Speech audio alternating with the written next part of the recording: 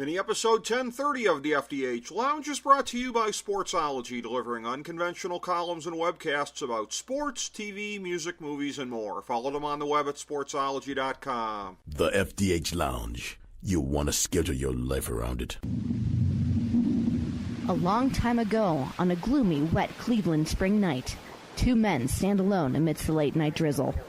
Their voices echo across the vacant station parking lot as they debate the merits of the great American radio show that have been missing for far too long. On that night, an idea was born. That idea became the FDH Lounge.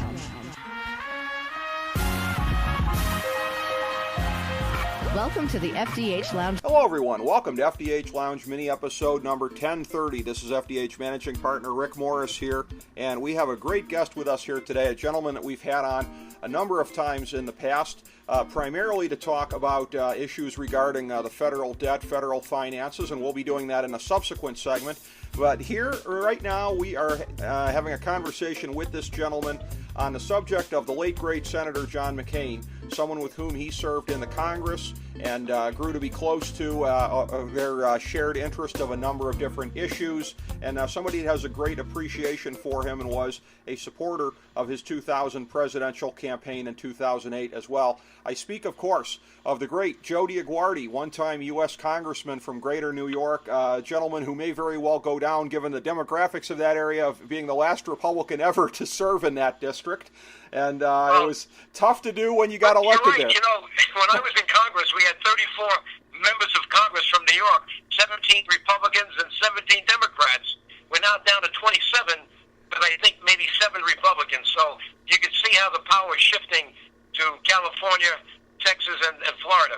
Very much so, and I'll tell you what, I should never fail to mention this when I have you on, because it is noteworthy. I think one of the large figures in the second half of the American century here, of the 20th century, legendary feminist Bella Abzug, making a comeback to Congress here, but you stopped her in 1986, so that's quite a very big pelt that you have there.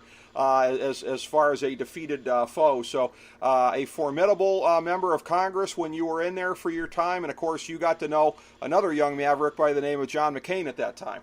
Yes, I did. Well, that was a challenging race because, you know, she was pretty bright and articulate, and thank God she decided to take off the hat.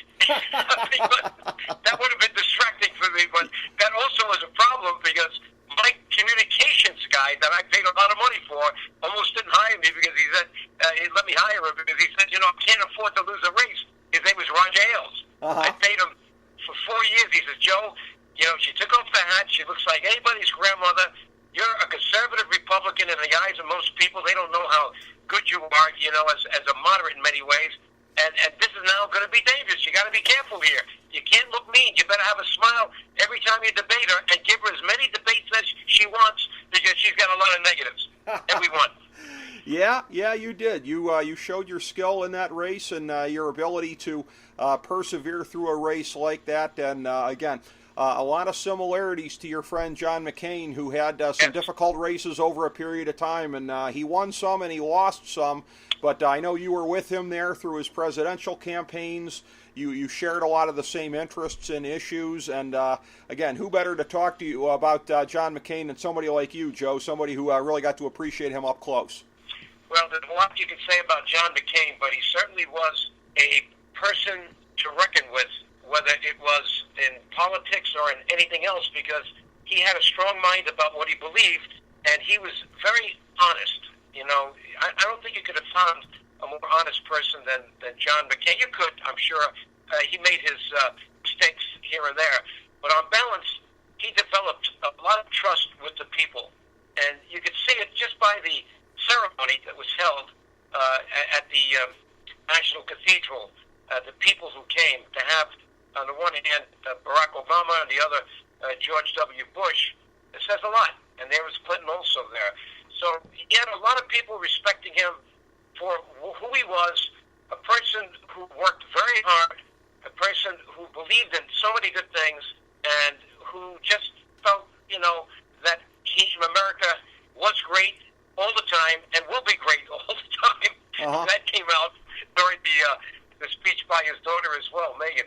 Yeah, and I'll tell you what, too, the ceremony that was in Arizona prior to that, because there were a number of different tributes that took place there, but the ceremony in Arizona, I don't know if you got a chance to catch this part, but legendary Cardinals wide receiver Larry Fitzgerald, one of the great eulogies I've ever seen. It managed to be both funny and touching and really kind of hit all the notes. Did you get a chance to catch that? Because I was really impressed. Yeah, I saw it on TV. Obviously, I wouldn't get down there, but I was invited by the family to the ceremony. I just couldn't get there because I had just returned from Italy, where we did a documentary on the history of Albanians in Italy.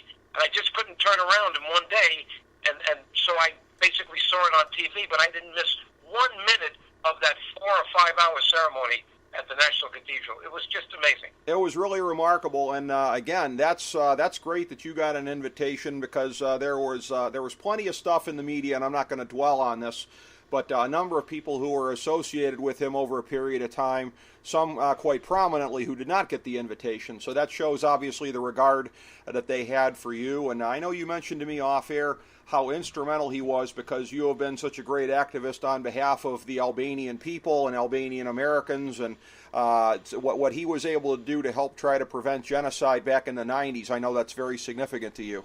Well, everybody remembers Srebrenica, I think, 1995. That was the Bosnian element of the Balkan Wars. And don't forget, this guy Milosevic was a hardcore ultranationalist communist and started the wars in 1990 in Slovenia, then went to Croatia in 92, Bosnia in 93. That's when you had this horrific incident in Srebrenica. And then he was on his way to Kosovo, and that's when I needed all the help I could get from Democrats and Republicans, because I had already established myself as a voice for the Albanian people in the Balkans, and McCain was there at every step of the way, but so was Democrats like Congressman Tom Lantos, the only American Jew saved from the Holocaust. He was the co-chairman of the Congressional Human Rights Caucus, and I worked with him on Soviet Jewry. This is back in 1985, 86, Tibet, and what was the other one? Yeah, I even had to go against my own president, Ronald Reagan, on South Africa, because I was for the sanctions, and Ronald Reagan was not.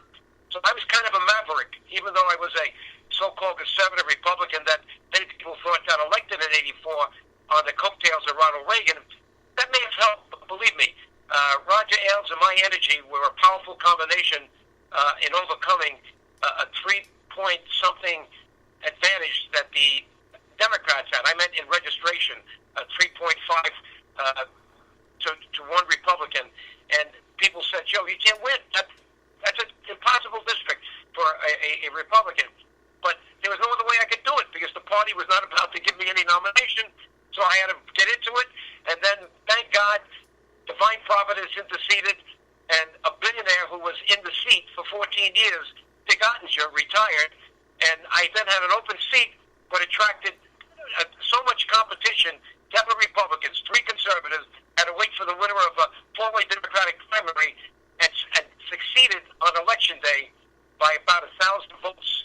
Would you believe it? Out of 300,000. That is amazing. That's really amazing, Joe. And I'll tell you what, you mentioned Reagan, and it's one of these things where there's been different sides sort of claiming him in the time since then, and particularly when you look at foreign policy. For somebody like me, who's a real Rand Paul kind of a guy, I look at the Reagan part of realism, which I think was really underrated when he was president. We were not really involved in any hot shooting wars ourselves. There were proxy wars. Somebody like John McCain represented, I think, the more bellicose strain of the Reagan era here. So I admit that, again, while I respect him as a great American hero, I certainly have my differences with him on foreign policy. But I will say this, if we look at an alternate history of 2000 where McCain comes through the primaries, I don't think McCain has to go to the nail-biter in the state of Florida to beat Al Gore. I think he was more popular in the general population, not within the party, or at least the party apparatchiks, but he was more popular, I think, in the country than was George W. Bush. And I look at this, and I look at how our financial situation, which I know that's a pet cause of yours, how I think it would be different and better today had he won that, because his criticisms of the Bush tax cuts and the fact that they really weren't paid for and everything everything like that.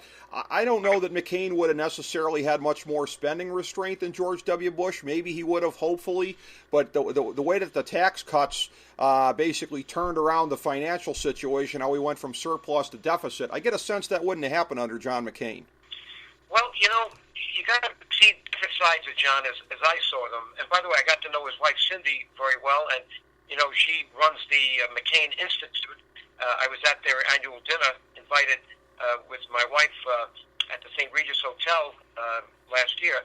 John, one of the things that appealed to me about McCain was that he was for a strong defense. And don't forget, he became chairman of the Armed Services Committee. But what he liked about me was that I wanted a strong defense, but I didn't want a spendthrift defense. Right. In fact, I went to the Reagan National Defense Forum, I think it was 2 or 3 years ago, in Simi Valley. It was in the Reagan Library. And there you would find 500-plus lobbyists of the defense industry, the generals and whatnot, and I used that as an opportunity, and McCain was there to wait my turn, and I had to get up like 15 minutes early and hold that mic because only 2 of us were allowed to ask a question, and he just loved what I said because I told the chairwoman of the whole issue there, she was the Secretary of the Air Force, I said, Madam Secretary, you have 2 problems. One is the budget problem because, to squeeze out more money for defense, it's going to have to come out of other discretionary things. We don't have entitlements for reform, reform on entitlements, and we don't have, interest rates coming down, they're going up. And so you got a budget problem, but you also have a public relations problem because you want more money, but the Defense Department hasn't been able to give the GAO, the Government Accountability Office, a statement it could audit until today. And by the way, that was my bill that was passed in 1990, the Chief Financial Officer Act, that imposed the mandate that every government agency and department had to deliver statements that could be audited. Until today, the very last one just came out a couple of months ago. The Defense Department is so big, and there's so many material weaknesses in its ability to account, it can't be an audit of the entire government. Would you believe that the GAO, they give a disclaimer? So I got up and gave that. In fact, I'm going to send you, because I had someone capture it on audio tape, I'm going to send you, and if you ever play this segment, I'd like you to play 2 minutes of it, and you'll see how I took on the defense establishment. And I'm someone who believes in a strong defense like John McCain, but he praised me for doing that. He says, Joe, a lot of money is being wasted by the defense, and I've been on their back all the time about it. Stick with it, and that's what I did. You know what, Joe? I tell you what, I look forward to getting that from you. And again, you just gave me even more regard for Senator John McCain because I knew he was obviously in favor of bigger defense spending, and I guess like a lot of people, I tend to generalize when I hear that. But to know that he approved of your efforts to stand up to the military-industrial complex, that gives me even more regard for John McCain, that he could appreciate that as well. A great American. Not only did he approve it, he put me in touch with his staff person in charge of this issue, financial management, on the Armed Services Committee, and I dealt directly with him. And he allowed me to go over some concepts with him before he went over them with McCain. Don't forget, it was McCain that decided that we're not going to spend $25 billion on air tankers to refuel the planes in the sky because the government decided it wanted a lease, and that lease would have cost $5 billion more just for the interest, and he turned it down. So that's an example of how good he was in looking at saving money on defense, but he always wanted a bigger budget for defense because he knew how important it was. Well, that's good, and again, that's a thing that I can really appreciate. If he was in favor of fiscal restraint while he was doing it, then again, that's something that I guess I probably hadn't given proper appreciation to, and it's good to know that about him, and it's good to have you on to be able to talk about your friend, a great American, Senator John McCain, may he rest in peace, a great hero, a man who really suffered for this country and came back and gave us a lot of public service. Thank you for being on today to talk about him, Joe. Really appreciate it. My pleasure. Thanks, Joe. Thank you, everybody, for tuning in to FDH Lounge mini-episode number 1030. But before we close, Joe, please give us some thoughts on John McCain's final statement to the American people. Basically, when John McCain succumbed to his illness in August 2018, his passing was mourned, and his character and patriotism were praised across the political spectrum. In a farewell message that he left to be he shared after his death, he wrote, and I'm just going to quote from this message. It's just beautiful. Just about 3 sentences. We weaken our greatness when we confuse our patriotism with tribal rivalries that have sown resentment and hatred and violence in all the corners of the globe. We weaken it when we hide behind walls rather than tear them down, when we doubt the power of our ideals rather than trust them to be the great force for change they've always been. Not despair of our present difficulties, McCain said, but believe always in the promise and greatness of America, because nothing is inevitable here. Americans never quit. We never surrender. We never hide from history. We make history. As we bring the show to a close, we would like to extend our deepest gratitude to NBC, CBS, ABC, Fox, all Clear Channel affiliates, TNT, TBS, USA, UPN, Deadspin.com, YouTube.com, YTMND.com, MySpace.com, various blogs, Fox News, CNN, CNBC, MSNBC, IamBoard.com, Billboard.com, Google.com, ESPN, ESPN2, ESPN News, ESPN Classic, NBA TV, NFL Network, Sports Time Ohio, Athlon Magazine, Comedy Central, Cartoon Network, The Boomerang Channel, QVC, BET, The Spice Channel, Steno Notebooks, Manwich, Papermate Office Supplies, waitresses, strippers, bartenders, garbage men, janitors, microwave popcorn, the writers of The Office, Scrubs, Entourage, My Name is Earl, Oz, Metalocalypse and the Boondocks, Aquafina, and the Periodic Table of Elements.